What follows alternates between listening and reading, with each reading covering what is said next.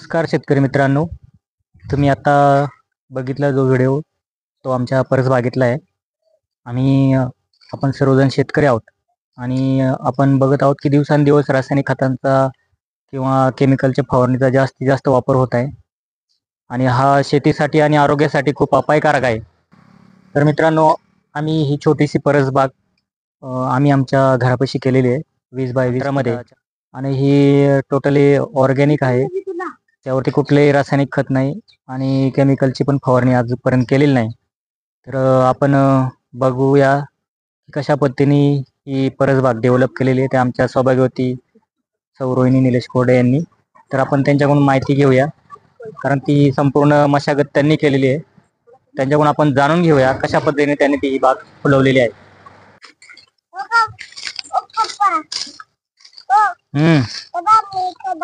खड्डे केलाय, गवत काढायचं बाई, खड्डा नाही करायचा.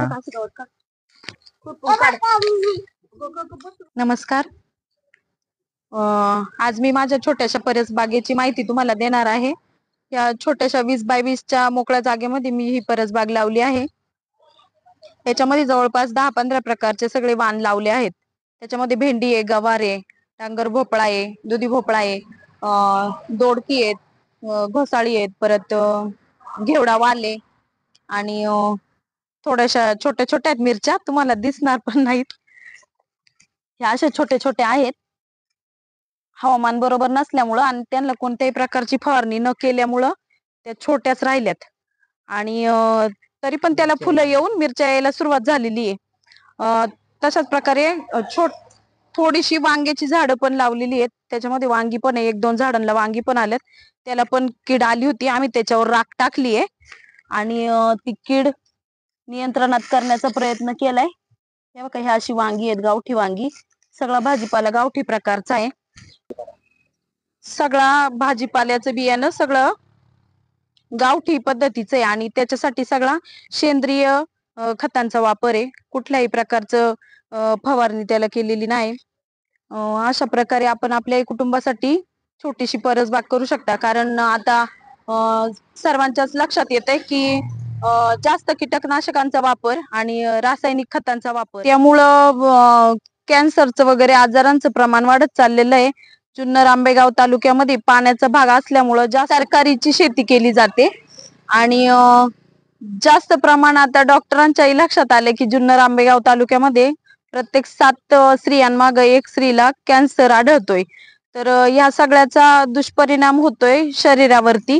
पण जास्त उत्पन्न घेण्यासाठी केमिकल आणि रासायनिक खतांचा अतिप्रमाणात अशी महागडी औषधं घेऊन ह्या पिकांवरती फवारली जातात की जेणेकरून लवकरात लवकर आणि जास्त उत्पन्न भेटावं ह्या उद्देशाने आणि त्याचा परिणाम कुठेतरी आपल्या पण शरीरावर होतोय.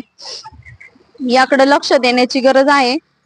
तर याच्यामध्ये मी पालेभाज्या पण लावल्या होत्या. त्याच्यामध्ये शेपूची भाजी होती, ती संपलेली आता. थोडीशी ठेवली आहे बी करण्यासाठी.